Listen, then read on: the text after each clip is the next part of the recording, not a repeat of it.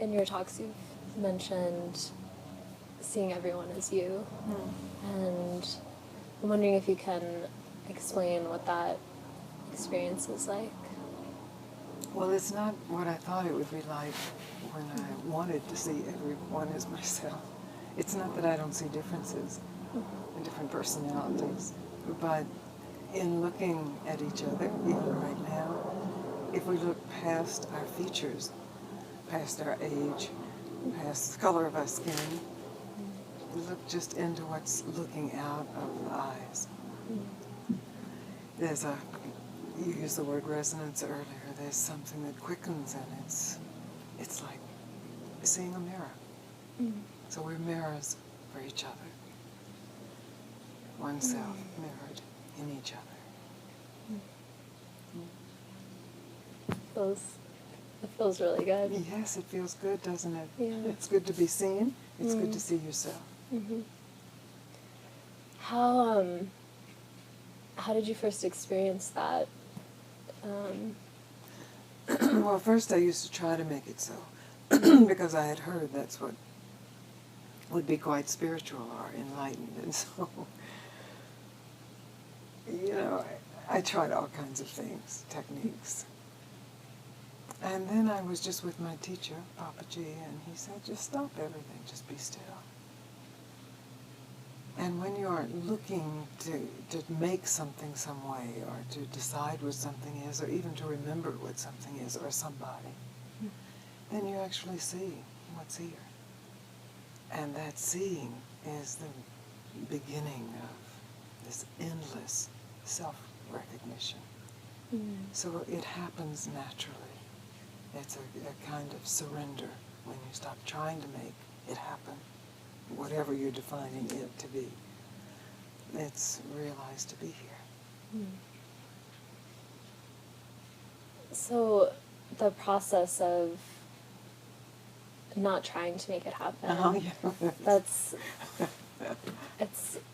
you know, I hear you say, and Papa G, just stop. And to get to that place where you can just stop, how do you get there? You are willing to not see it as separate from where you already are. It's really a stop in the process. You know, we're very process-oriented, and process can be extremely valuable, helpful in all kinds of realms, psychological, emotional, physical, political, whatever it may be. But when you are really turned, when your attention has been turned to discover what is always here, who am I truly, then no amount of process will get you there.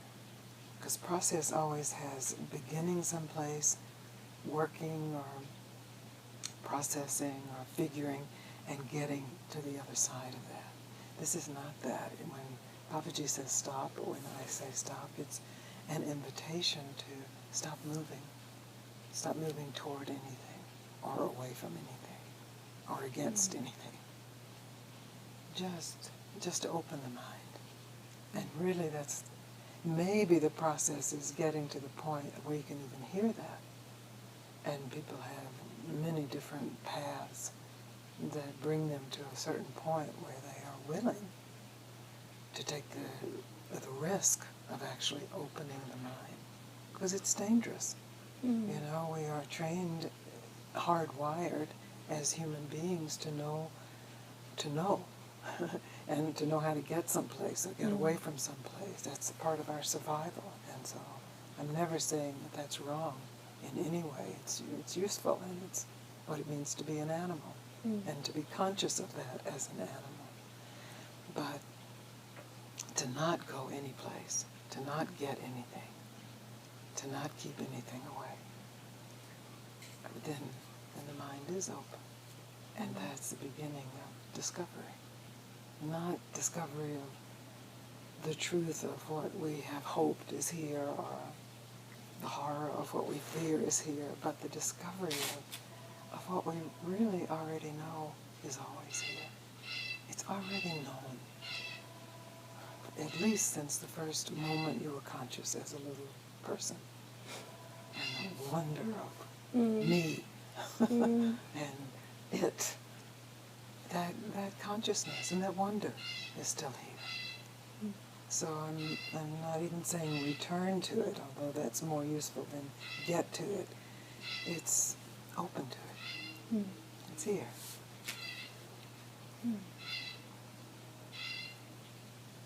So I can't tell you anything to do. Yeah, it's an interesting process to even get to the place where you want to stop. Yes. It's so hard to it can be hard to let go of all that attachment and thinking. It's rare. Yeah. I'd say most people don't get there. Mm. It's a mystery who is called to that. It has nothing to do with birth or past. It's something that just, or even better or worse. It's not even that you're better. If that clicks in for you, it's a mystery. But when it clicks in, and if you're willing to honor it, to recognize it, that there's something that is thrilling about this possibility of opening, of not knowing, of not fixing, not processing, just opening. Yes, and we can bow to the process that brought us to that moment, but it's just like taking a boat across the lake. You get out of the boat on the other side. You don't take the boat with you. And we try to, because we're very identified with our process, with our boats. And they're wonderful. We can bow to the boat and say, now I go alone, unprotected, open. And the boat is our personalities, our attachments, our stories. Everything you know. Everything you know. I like that. Yes.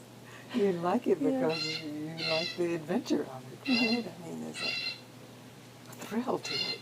And I think this often gets overlooked in spiritual, so-called spiritual discussion. It is thrilling. It is a huge adventure. It's an inner adventure, but it's filled with seeming dangers and possibilities of failure and risk and not knowing. Speaking of failure, I like what you said earlier about it's not good or bad, or it's just kind of a mystery. Like, that feels so freeing, so much lighter than this more traditional view of enlightenments for the special people who work really hard and they've had multiple incarnations and they were meditating in caves and then they finally had good karma and they got enlightened. That's the fascism of enlightenment. So it's just what we bring to it. You know, that's the way we order our society. If you go to school and you study hard and you take advanced degrees and you happen to be talented, you get a better life. You get prizes and certificates. But when we just transpose that to waking up to the truth of yourself, then we are bringing what we know, the boat, on our shoulders, and it clouds the issue. So I'm really interested in the clarity of what's always here. It's kind of like letting go of the idea that enlightenment is getting something. Yes, absolutely. Yeah. I would say, if you're going to have an idea about enlightenment, the idea that you will lose everything is a better idea. Everything. Everything. Because that then includes the idea. The idea of what enlightenment is. Yes, or isn't, or everything. Losing or gaining. All of it. And what is still here then? Kind of want to switch gears from this depth of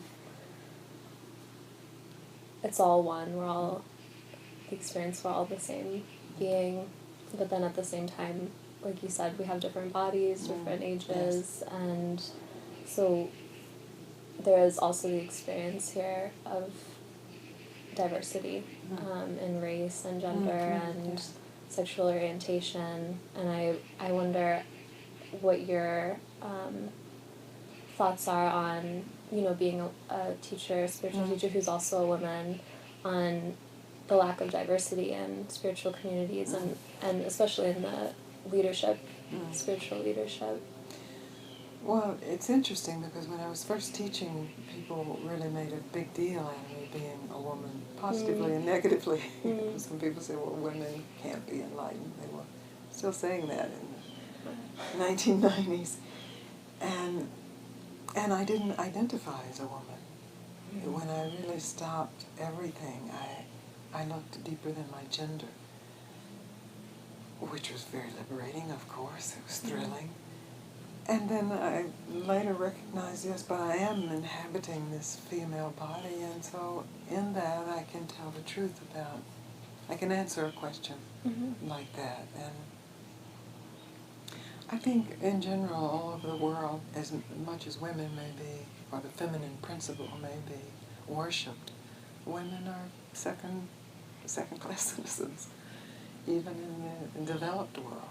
And maybe even more especially in the developed world, because it's more subtle that we give voice to equality. And it's a very deep conditioning. Women have it too.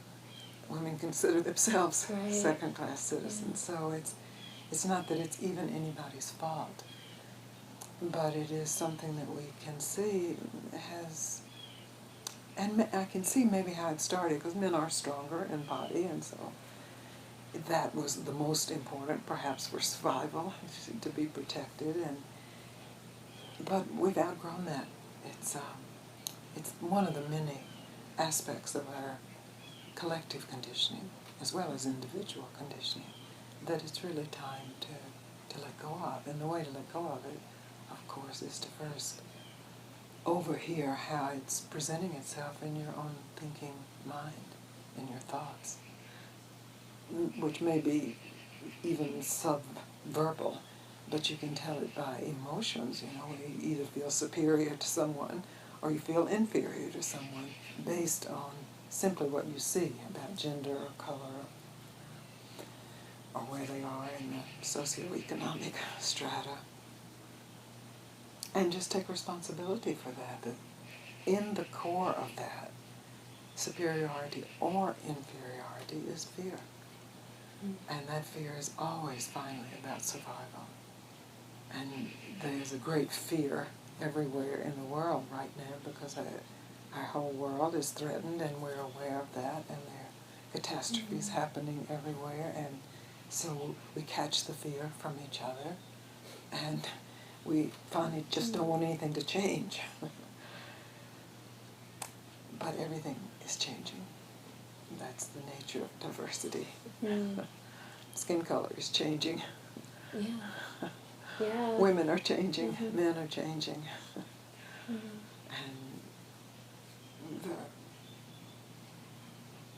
the whole community of sexual orientation is totally changing. Yeah. And so some changes are quite good and some are not so good, but all are often threatening to the boat. That we think has to be a certain way. I don't know if that was clear. You can keep asking me if it wasn't. Well, say you're someone who experiences that fear, that core fear that comes from the superiority or inferiority. What do you do? You recognize it. That's really good, because if fear is not recognized, the thoughts that are attached to fear direct your actions, and you don't even know why. It just seems reality. If you're feeling inferior, you may hide and never speak and assume that's true. I am inferior. I know as a Southern woman, leaving the South, and when I was doing some school teaching, and I was from the Deep South, Mississippi, and I was teaching in Virginia at that time, and they couldn't understand me. My accent was so heavy that they really couldn't understand me, so I had to, first of all, start changing my accent. And then most people, myself included, made an assumption that since I was from the South, and since I talked like I did, I must be stupid. So we were in agreement there. But there was something bigger than my evaluation of myself, And I think that's true of anybody who has any kind of sense of inferiority. And then the question is, will you be true to what is deeper, maybe even than your stupidity? Maybe I have been stupid on lots of occasions, lots of issues. But there's something deeper that's alive in all of us that we can actually be true to, that is superior to every evaluation of anybody, ourselves or others. And to be true to that, then you simply say what you have to say regardless of what the criticism may be, regardless of whether you're burned at the stake again, or ostracized, or hated, because we know the power of social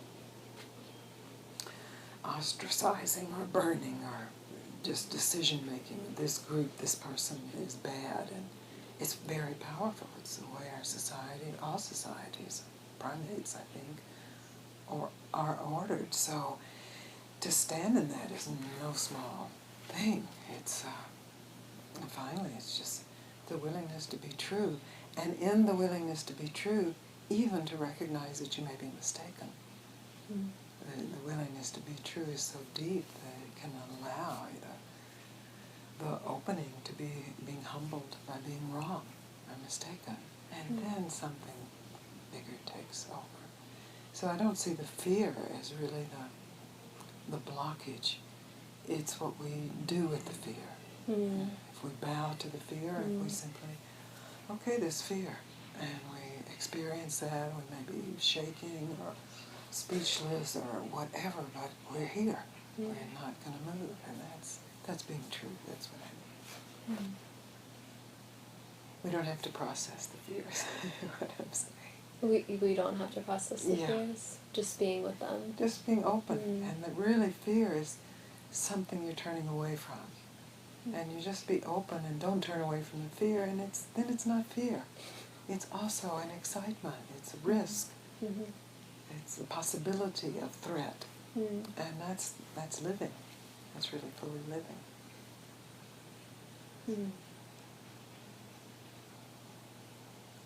That feels good.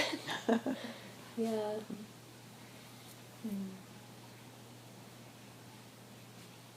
So when you're on a spiritual path and you're working with being still, being quiet, and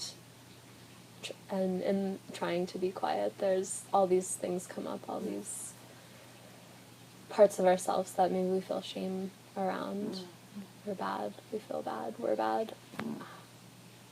What do you do with that? Well, this is very common, and I can speak from my own experience how the shame was very much a part of my existence. I think we're all aware of our deficiencies, and we all are deficient in lots of different ways. And it's even good to be aware of them, because then we see, oh, there's something I don't know here, there's something I haven't realized here, there's more to get here. But then the shame aspect of it is what we add to it, I think, to cover. I mean, doesn't shame usually mean covering? It's really, our cover is blown maybe in a moment, and we feel shame. We feel like we have to cover and act like we have no deficiencies, are we? There's nothing wrong with me. I am enlightened. I am awake. I do know everything.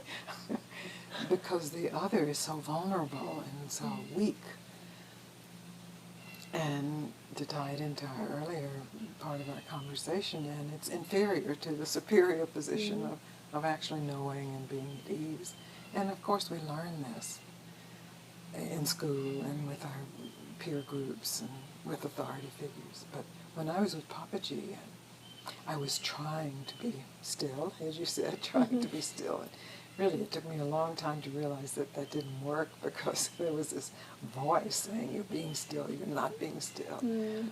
My super ego, maybe it was wearing Papaji's face in my mind. Finally, I had to discover what is already still.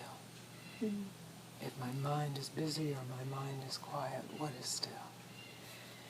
But with Papaji, I'd say all of my deficiencies and shame came to the surface. It seemed like all at once.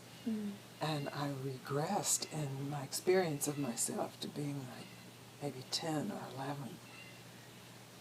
which for me was a very bad year in school and just difficulty, the body starting to change and just the horror of this mess of humanity that I knew as myself, and the shame of that, because not wanting anybody else to see it. I think that that's the point. We can bear it, maybe it's a self-hatred that we can bear, but if somebody else sees it, then we're actually at risk for being harmed or hurt or cast aside, abandoned to hell or abandoned in life.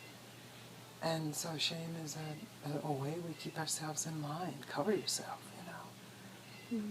If we don't know the right answer, fake it and act it, you know. So it has to be seen and experienced, and we don't want to open to it because it's ugly. It doesn't feel good, and we feel rotten in it.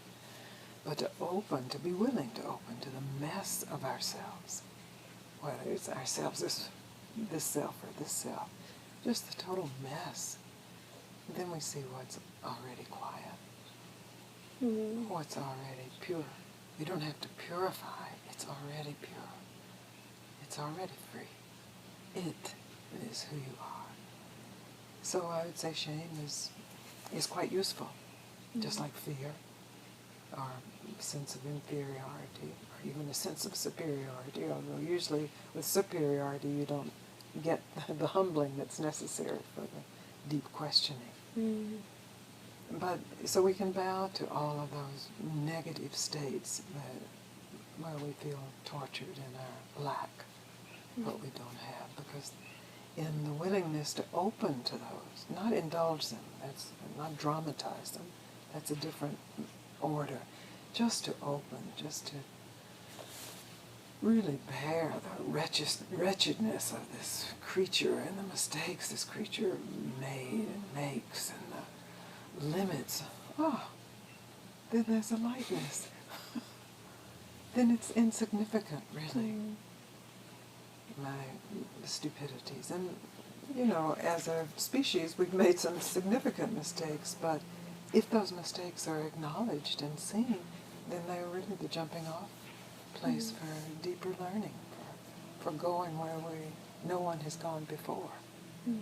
So I'd say it's shame and guilt, all of those sort of human additions to raw emotions can be very useful, or they can be used to just imprison someone even more deeply.